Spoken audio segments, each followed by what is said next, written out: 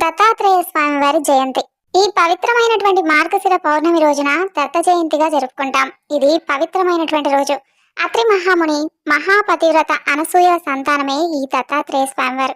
ఈయన త్రిమూర్తులు అంటే బ్రహ్మ, విష్ణు, పరమేశ్వరుల యొక్క అంశలతో జన్మించినటువంటి గొప్ప అవతారమూర్తి. అందులోనూ దత్తాత్రేయుడు శ్రీ మహావిష్ణువు యొక్క అంశతో, చంద్రుడు బ్రహ్మ అంశతో, దూర్వాసుడు శివుని అంశతో జన్మించారని పురాణాలు చెబుతున్నాయి.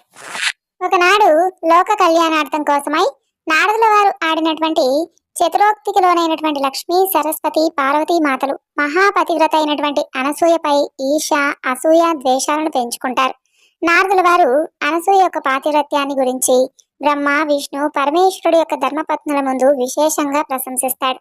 ఈర్ష, అసూయ, ద్వేషం అనేటటువంటి దుర్గుణాలకు లోనైతే దేవతలకైనా అనేక దుఃఖాలు కలుగుతాయని స్వరులకు తెలియజెప్పడానికో, లేదంటే దత్తుని అవతారానికి నాంది పలకడానికో కాని ఈ గుణాలు వారి మనసు నిండా కూడా దావానంలా వ్యాపించి ముగ్గురమ్మల గుండెలు బగ్గుమంటాయి. వారి వారి పత్నులను తక్షణమే ఆ అనసూయ యొక్క ఆశ్రమానికి వెళ్లి ఆమె పాతివ్రత్యాన్ని భగ్నం చేయమంటూ ప్రార్థిస్తారు. ఇక త్రిమూర్తులు ఎంత వారించినా కూడా పెడచెవిన పెడతారు, ససేమిరా అంటారు. ఇక చేసేది లేక సన్యాస వేషాలను ధరించి అత్రి అనసూయ ఆశ్రమం యొక్క ప్రాంతమందు భూమిపై పాదం మోపుతారు త్రిమూర్తులు. వారి పాదస్పర్శకు భూదేవి కూడా పులగించిపోతుంది. వృక్షాలు వారికి వింజామరాలు వీస్తున్నట్లుగా తలలాడిస్తూ వారి పాదాల చెంత పుష్పాలు, పండ్లు నేల కురుస్తాయి. ఇక ఆ విధంగా వారు ఆశ్రమానికి చేరుకుంటారు. ఆ ఆశ్రమ వాతావరణం అంతా కూడా చాలా ప్రశాంతంగా, ఆహ్లాదకరంగా ఉంటుంది. ఆ యొక్క ఆకస్మిక పరిణామం ఏమిటా అని వారిని చూసినటువంటి కొన్ని పక్షులు కూడా కిలకిల రావాలు చేస్తూ ఉంటాయి. ఇవి కాక ఒక పక్క పవిత్ర జలపాతాల సోయగాలు, మరొక పక్క ఆశ్రమ బాలకుల యొక్క వేద మంత్రోచ్చారణ చాలా చక్కగా వినిపిస్తూ ఉంటుంది. అంత చక్కని ప్రకృతి అందాలకు ఆడవాలైనటువంటి ఆ యొక్క రమణీయమైనటువంటి వాతావరణం అందు తేలియాడుతూ ఉన్నటువంటి ఆ భూలోకవాసులు ఎంతటి అదృష్టవంతులో. మనం ముగ్గురం కూడా చిన్నారి బాలుల వరే ఆ యొక్క ముని బాలకులతో కలిసి ఆడుకుంటే ఎంత బాగుంటుందో అనుకుంటూ తన్మయత్వంతో ఆ త్రిమూర్తులు అనుకుంటారు. అలా మైమర్పిస్తున్నటువంటి ఆ ఆశ్రమ వాతావరణం నుండి ఒక్కసారిగా తెప్పరిల్లి ఇంతకీ మనం వచ్చినటువంటి మాటను మర్చిపోయి మన భార్యలకు ఇచ్చినటువంటి మాటను విస్మరించాం అని భావించి ఆశ్రమం ముంగిట వైపుకు పయనమైపోతారు. ఇక మహా తపో బల సంపన్నుడైనటువంటి కర్దమ మహర్షికి దేవహుతికి జన్మించినటువంటి అనసూయాదేవిని మునిశ్రేష్ఠుడైనటువంటి అత్రి మహర్షికిచ్చి వివాహం చేస్తారు. అప్పటి నుండి ఆమె గృహస్థురాలిగా గృహస్థ ధర్మాన్ని చక్కగా నిర్వహిస్తూ అత్రి మహర్షికి అనేక సేవలు చేసుకుంటూ అతిథి అభాగ్యులను ఆదరిస్తూ తన యొక్క పతి సేవతో చక్కగా పాతివ్రత్య మహిమలతో ముల్లోకాలను అబ్బురపరుస్తూ పంచభూతాలు, అష్టదిక్పాలకులు సహితం అనుకువగా ఉండే విధంగా చేస్తున్నటువంటి పతివ్రత తల్లి. ఇక దివ్య తపో తేజోమూర్తి అయినటువంటి అత్రి మహర్షిని చూసినంతనే ఆ త్రిమూర్తులు ముగ్ధులవుతారు. ఆ సాధు పుంగవుల యొక్క ముగ్గురిని చూస్తూ ఉన్నటువంటి ఆ పుణ్య దంపతులు వారిని సాదరంగా ఆశ్రమంలోకి ఆహ్వానించి ఉచిత ఆసనాలు ఇచ్చి స్వాగత సత్కారాలు చేసి ఆ తరువాత మీరు ముగ్గురు బ్రహ్మ, విష్ణు, మహేశ్వరుల వరే వచ్చినట్లుగా వచ్చి మా ఆశ్రమాన్ని పావనం చేశారు. భోజనాలు సిద్ధం చేశాను రండి అంటూ అనసూయమ్మ ఆహ్వానం పలుకుతుంది. అత్రి మహర్షితో కలిసి ముగ్గురు సాధువులు ఆసీనులవుతారు.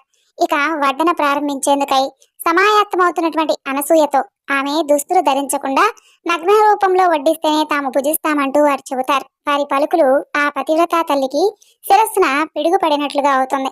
ఒక్కసారిగా తన యొక్క ప్రత్యక్ష దైవమైనటువంటి భర్తను మనసారా నమస్కరి పాతివ్రత్య జ్యోతి వెలిగిస్తుంది. ఆమె జ్ఞాన నేత్రం తెరుచుకుంటుంది. కపట సన్యాస రూపంలో ఉన్నటువంటి త్రిమూర్తుల గుట్టు రట్టవుతుంది. వారి ఆంతర్యం ఏమిటో తెలుసుకుంటుంది.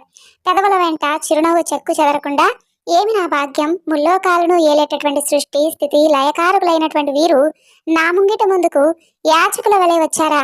వీరిని కనుక నేను తృప్తిపరిస్తే ముల్లోకాలు కూడా ఆనందింపచేసినటువంటి భాగ్యం నాకు కలుగుతుంది కదా అని ఆలోచిస్తూ ఒక పక్క పాతివ్రత్యం, మరోవైపు అతిథి సేవ, ఈ రెండు ధర్మాలను ఏకకాలంలో సాధించడం ఎలా అని అనుకుంటూ పతికి నమస్కరించి ఓం శ్రీపతి దేవాయ నమః అనుకుంటూ కమండలోదకమైనటువంటి ఆ త్రిమూర్తుల శిరస్సున చల్లుతుంది.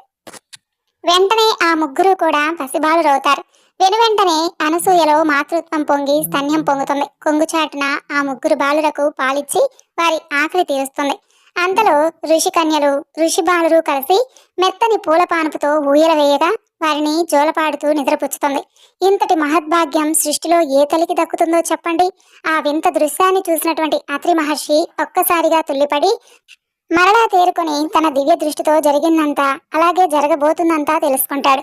ఈ త్రిమూర్తులు ఈ యొక్క ఆశ్రమ ప్రవేశ సమయంలోనే ఆశ్రమ వాతావరణానికి తన్మయత్వంతో పలికినటువంటి పలుకులే కార్యరూపం దాల్చడం బ్రహ్మవాక్కుగా తలచి ఆ చిన్నారులు బుడిబుడి నడకలతో ఆడుతూ గెంతుతూ ఆ మునిబాలకులతో కలిసి వారి కలలను పండించుకుంటూ ఉంటారు.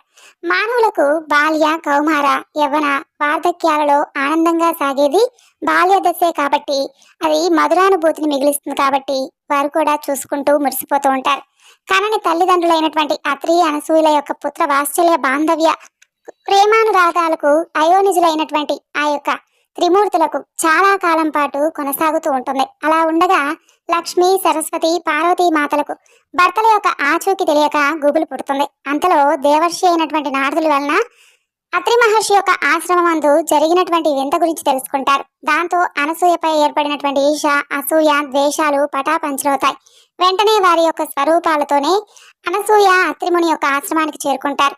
వారిని మునికన్యలు స్వాగతిస్తారు. ఆ సమయమున అనసూయమ్మ ఆ చిన్నారులకు పాలిచ్చి ఊయలలో పడుకోబెట్టి జోలపాడుతూ ఉంటుంది. అంతలో ఆ ముగ్గురమ్మలను చూసి సాదరంగా ఆహ్వానించి స్వాగత సత్కారములతో సుఖాసీనులను చేస్తుంది.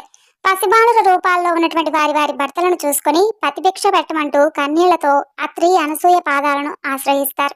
అయితే మీ భర్తలను గుర్తించి తీసుకుని వెళ్ళండి అంటూ అనసూయ హుందాగా చెబుతుంది.